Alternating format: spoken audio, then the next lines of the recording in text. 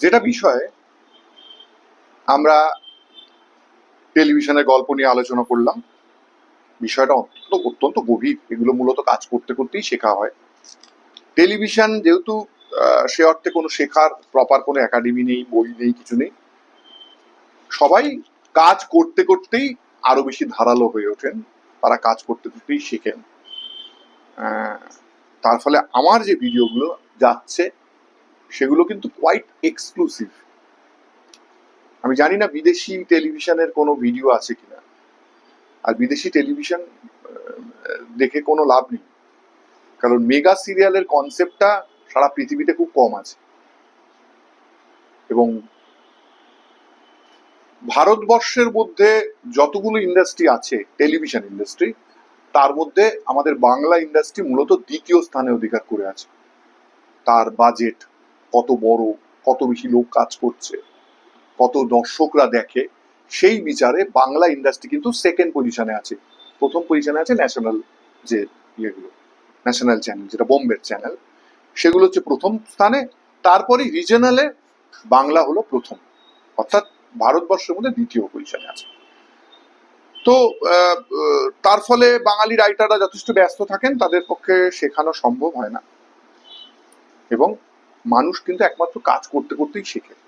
তো আমি যেগুলো শেখাচ্ছি সেগুলোকে আরো ধারালো করার একটাই উপায়, কাজ করতে করতে শেখা। যেগুলো বলছি সেগুলো অ্যাপ্লাই করা কাজের মাধ্যমে, সেটা ছাড়া কিন্তু ওইভাবে উপায় নেই। থিওরি তুমি শিখে রাখতেই পারো, কিন্তু স্বাদ করতে গেলে ওগুলো লাগবে।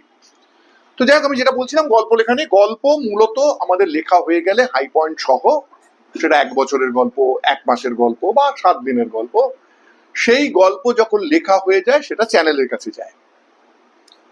চ্যানেলের যারা হেড থাকেন, চ্যানেলের যারা এক্সিকিউটিভ প্রডিউসার থাকেন, তারা সেগুলোর উপর ফিডব্যাক দেন যে তাদের গল্পের এই জায়গাগুলো ভালো লাগছে, এই জায়গাগুলো ভালো লাগছে না, এই জায়গাগুলো পরিবর্তন করলে ভালো হয়, এই জায়গাগুলো না থাকলে ভালো হয়, এই জায়গাগুলো অ্যাড করা যায়।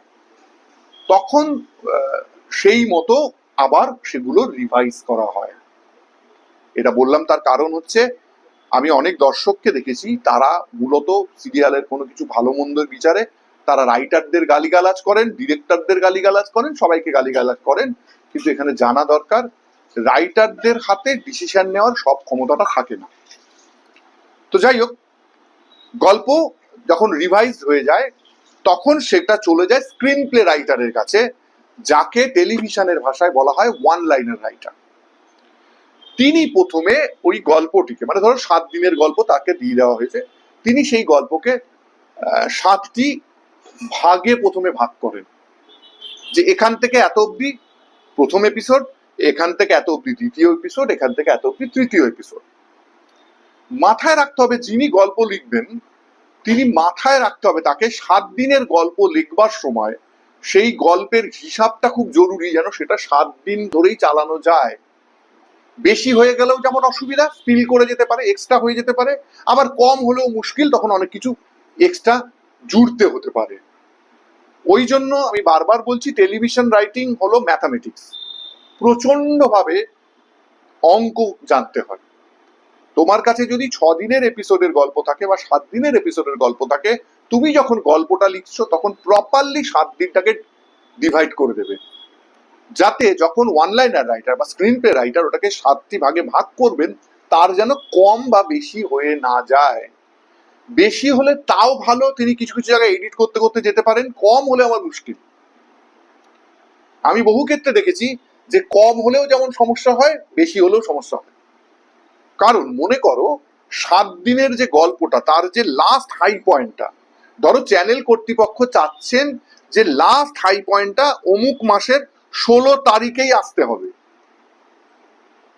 সেটা তাদের অন্যান্য চ্যানেলের সাথে লড়াই টড়াই ইত্যাদি বেসিস করে তারা ঠিক করেছেন যে ওই হাই পয়েন্টটা, মনে করো অমুক লোককে সেদিন গুলি চালিয়ে দেবেন তার বিরুদ্ধে, এটা একটা high point, major high point.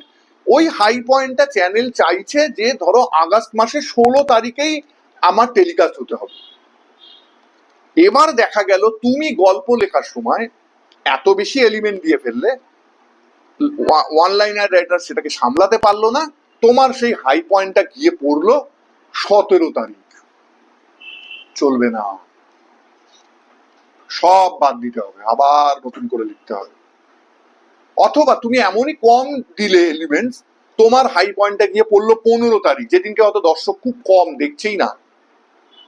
তো এই ক্যালকুলেশন গুলো মাথায় রেখে তোমাকে লিখতে হবে, এবং সব সময় এই হাই পয়েন্ট গুলোকে খুব সুন্দর করে হিসাব করতে হবে। আমার জীবনের অভিজ্ঞতা থেকে আমি বলি, আমি একটা সিরিয়াল লেখার সময় যেমন একটা খাতা রাখতাম যেখানে আমার যা যা লিখতে হবে সেই পয়েন্টস গুলো রাখতাম, তেমনি আমি একটা অঙ্ক খাতাও রাখতাম, যে কোথাও এটা বেশি হয়ে যাচ্ছে নাকি, কোথাও এটা কম হয়ে যাচ্ছে নাকি। হ্যাঁ, এইটা কিন্তু খুব মাথায় রাখতে হবে, যে এই অঙ্কটা।